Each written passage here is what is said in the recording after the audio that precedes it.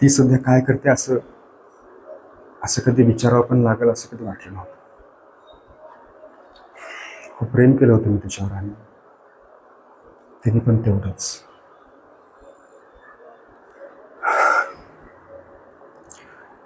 सकाळी good morning पासून ते गुड नाईट पर्यंत आमचा दिवस कसा जायचा काही कळायचं नाही. आमची गुड नाईट व्हायची रात्री 3 वाजता आणि गुड मॉर्निंग सकाळी 4ला. एका क्षणाचा पण दुरावा नको होता. पण ज्या गोष्टी आपल्या हातातच नसतात त्या आपण थांबवू नाही शकत.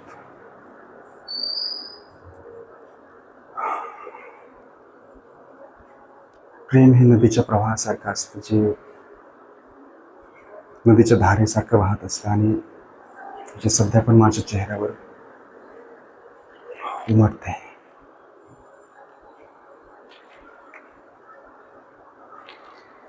प्रेम प्रेम काय असतं हे प्रेम करणाऱ्यालाच माहीत असतं आणि प्रेमाला टिकवायला पण प्रेमाचीच माणसं लागतात.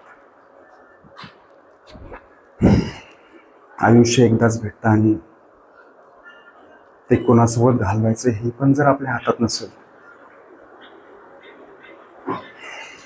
तर मग आयुष्यात उरते ती फक्त ॲडजस्टमेंट ॲडजस्टमेंट आणि ॲडजस्टमेंट.